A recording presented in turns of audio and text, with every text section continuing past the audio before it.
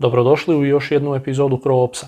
I ovaj put ćemo se ponovno baviti sa sukobom u Nagornom Karabahu, kojeg smo kratko dotaknuli kad je izbio krajem rujna, ali sad imamo mnogo više informacija, mnogo više snimaka, slika, što nam omogućava da detaljnije analiziramo situaciju i tijek sukoba i azerske ofenzive, koja je relativno spora, iako u zapravo stalnom napredovanju, što nam omogućava da proučavamo i tehnike propagande koje koriste obje strane, ali i situaciju na samom terenu, te kako nove tehnologije i nova vrsta ratovanja koja se sve više tamo ispoljava utječe na odnose snaga i na budući razvoj ratovanja. Dakle, Nagorno Karabah, koji je pod kontrolom Armenaca, ima nekakvih 11.500 kvadratnih kilometara i dosad su azerske snage u svojoj ofenzivi uspjele zauzeti negdje oko četvrtine, možda malo više tog prostora, što je zapravo poprilično sporo, budući da ofenziva traje gotovo mjesec i pol dana.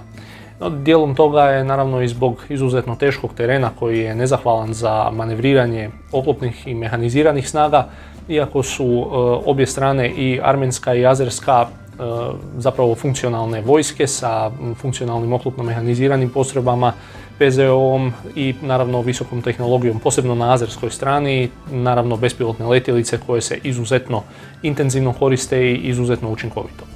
Teren u Nagornom Karabahu je vrlo nezgodan, planinski, što itekako otežava kretanje konvencionalnih snaga, oklopno mehaniziranih postrojbi, jer ima vrlo malo prostora gdje ih možete zapravo dovesti i maksimalno koristiti njihov učinak, a opet da bi došli na takve pozicije imate ograničeni broj ruta, ograničeni ste s terenom, što vas opet čini u jednu ruku predvidljivima, tako da je to jedna prilično nezahvalna situacija za oklopno mehanizirane snage i jedan je od razloga zašto su gubici značajni u oklopu na obje strane. Iako naravno Armenci trpe uistinu mnogo, pogotovo od udara iz zraka iz azerskih bespilotnih letjelica.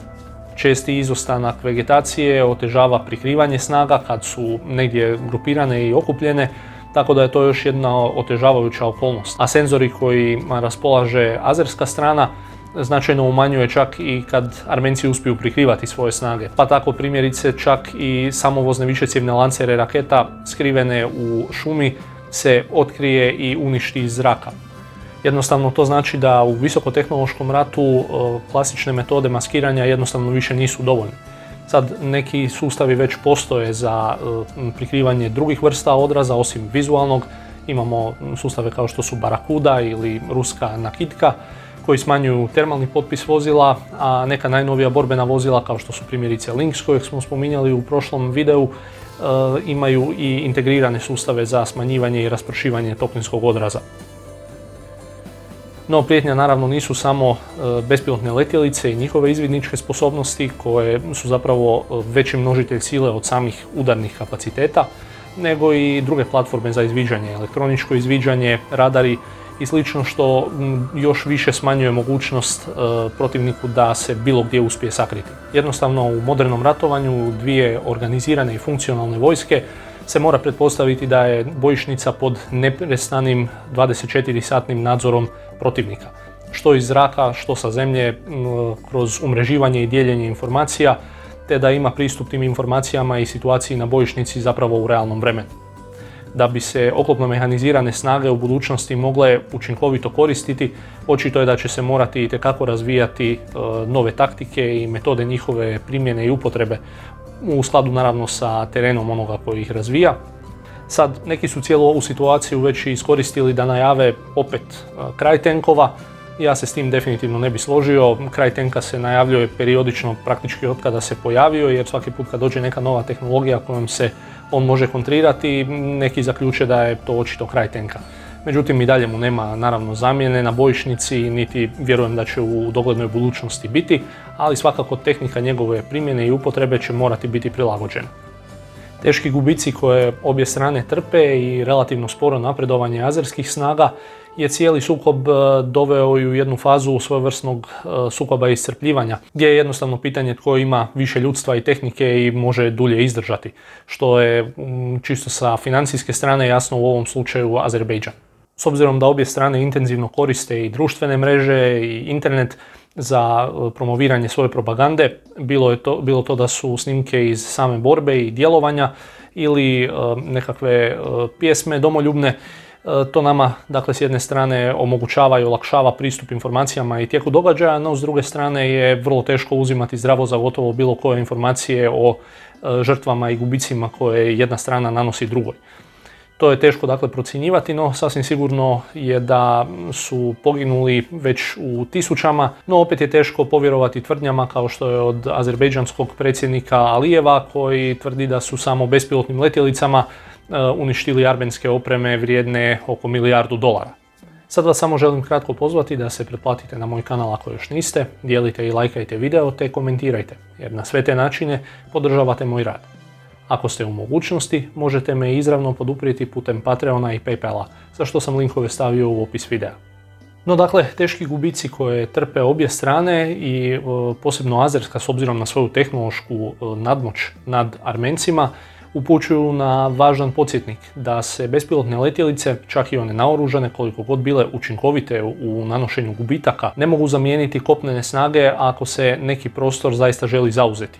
Odnosno, nadzor nad zračnim prostorom i njegova potpuna kontrola u složenom terenu ne jamče nikakvo brzo napredovanje vlastitih snaga. Jer jasno je da Azeri imaju 24-satni nadzor nad cijelim područjem operacija, što je dakle od izuzetne važnosti jer tu dolazimo do tog pitanja informacijske nadmoći. Znati u svakom trenutku gdje se nalazite vi, gdje se nalaze vaše postrojbe, što rade, kako su opremljene i gdje se nalaze svi poznati položaji i postrojbe neprijatelja. Takva slika koja se gradi i bespilotnim letjelicama i drugim platformama omogućava zapravo da možete mnogo učinkovitije zapovijedati vlastitim snagama, ali kad imate izuzetno težak teren i snažan otpor pred sobom, ne jamči brzu ni laku pobjedu. No činjenica je da svaka moderna, ozbiljna vojska mora težiti razvijanju takvih sposobnosti da imaju potpunu informacijsku nadmoć i situacijsku svijest u zoni u kojoj djeluju. S druge strane se naravno postavlja i pitanje kako se tome suprotstaviti, odnosno kako oduzeti neprijatelju takvu informacijsku nadmoć, a Armenci su nažalost tu otkrili da je protuzračna obrana poprilično manjkava kada je u pitanju borba protiv bespilotnih letjelica.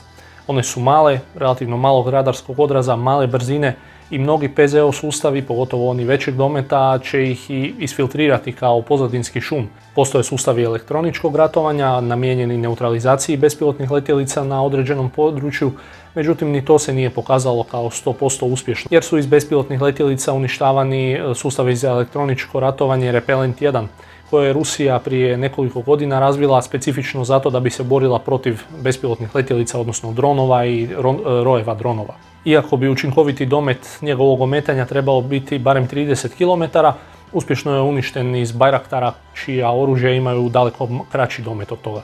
Sad naravno armenske snage uspješno uništavaju neke bespilotne letjelice i obaraju ih, bilo da govorimo o složenijim Bayraktarima ili jednostavnijim samoubojicama kakav je Harop.